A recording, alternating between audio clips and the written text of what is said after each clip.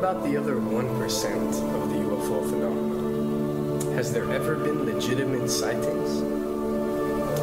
As promised, we're going to cover this 1% in a future episode. But I'll share with you something a wise man once shared with me.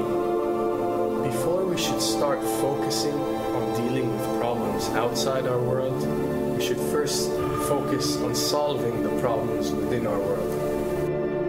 And before you can start solving problems within your world, you first have to solve problems within yourself and within your surrounding environment of family and friends. So basically what I'm trying to say is that we have priorities that we need to focus on first and foremost so we can successfully build our lives and our minds. Now, it's no secret that the difference between what the government knows about UFOs and aliens and what is shared or released to the public is extremely enormous. And unfortunately, governments and several organizations on Earth are taking advantage of the UFO phenomenon to achieve worldly agendas. We see particle beams, huge ones, firing at things that are, you were saying 200,000 Gs. Yep. I mean, go over that. Well, because I think it's part of a test for if there are bad guys out there. Or maybe they're doing preparations for factions. We may be looking at more than one faction. Remember, these groups tend to fragment. They fractally fragment so that you have wars within wars within wars. You know, but why would NASA release that footage? Well, remember, you've got all the good guys in NASA, and then you've got a few who are not good guys. The good guys don't know that there's something to keep secret. They remember, the lie's different at every level. They believe the lies they've been told. So when you set up a structure, an institution, which is supposed to be open and above board and is supposed to present live TV of the shuttle missions, they present live TV. Now, the controllers can't say, oh, well, you can broadcast this, but you can't broadcast that. Because the honest guys will then say, sure. Well, why can't we broadcast that? So people always say if this was happening, it would come out, and it is coming out. Well, I mean, I agree with you. When you've got the Catholic Church saying we need to love the aliens, they're our brothers, when you've got every major denomination saying it, when you've got all the movies, and you've got, you know, in the 80s, huge programs at the Olympics with aliens landing, you know, fake aliens, and you've got huge things the size of 3 football fields floating over Dallas and stuff all over the place. Something's going on. And then I read government documents about fake extraterrestrial landings. You know, any of this. Why? I mean, you believe it's fake. Remember Operation Northwoods? Yes. Okay. Or we can go to the, September 11th. Governments do huge, big things to sway populations at key nodal points in history. They love hoaxes. Yeah, well, it's manufactured history is what it is.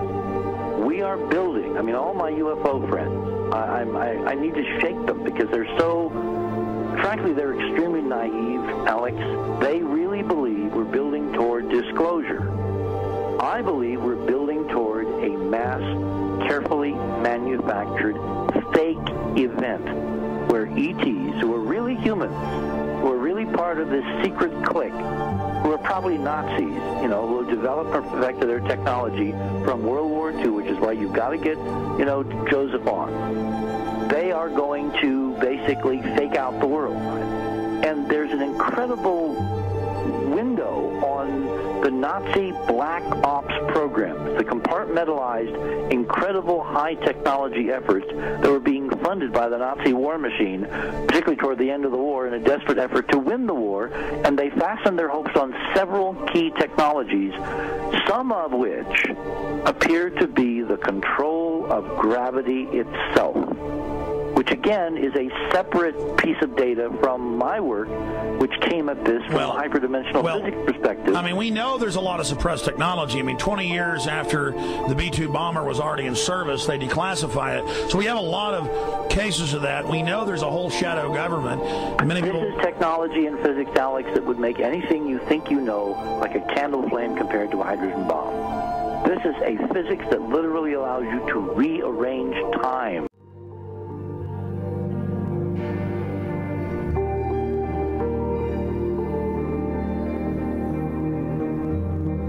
But I mean, imagine you've got all these compartments in these pyramids within pyramids of compartmentalization. That's why that's the New World Order symbol.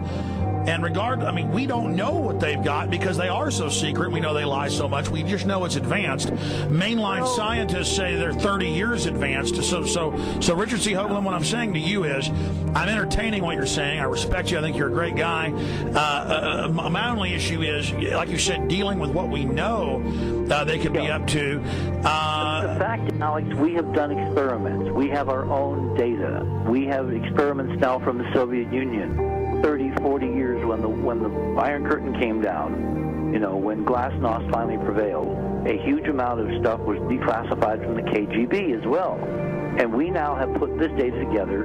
We not only know what the physics is, we know what it can do, we know what it's based on, we know how to make it work. We've seen in our own experiments ample evidence. We've seen experiments across the American landscape and even in Europe that vindicate various parts of this.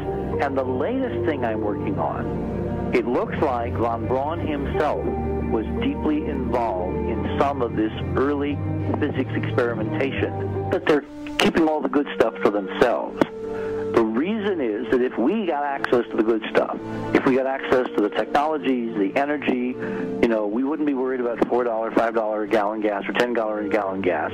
We would live like people are supposed to live, all 6 billion of us who could live lightly on the earth, Alex, with this technology. And live longer, Absolutely, and better, and, you know, you could live to 200-300 and have the virility of your 20s and 30s. There's extraordinary medical breakthroughs, there's extraordinary physics breakthroughs, technology breakthroughs, energy.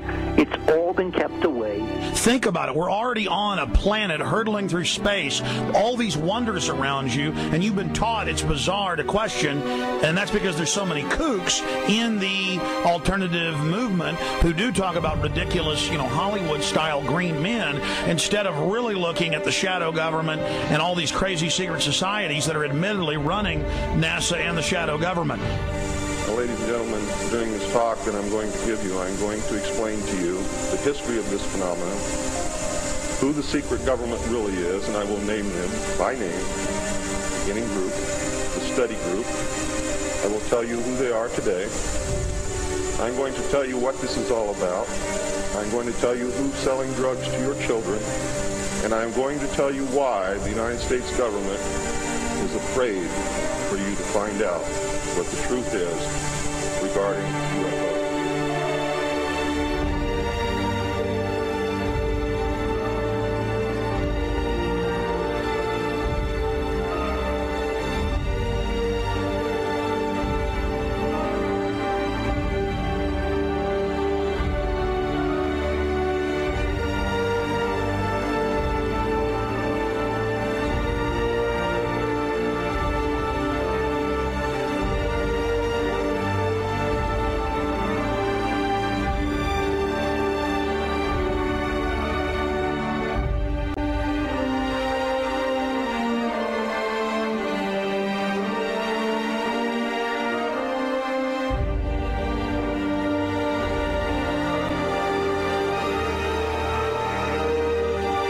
And it turns out that even though she remembered that she'd been part of the team to debrief the astronauts, she couldn't remember a thing that they said.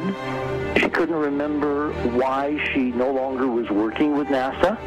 She couldn't remember. In other words, her memory lapses were enormous, and I don't think they were feigned, because we now found the same pattern in all the flight crews.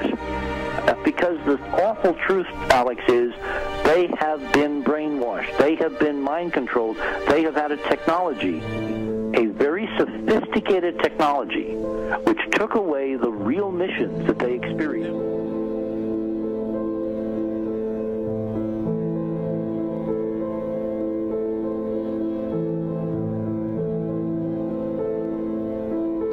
Sorry.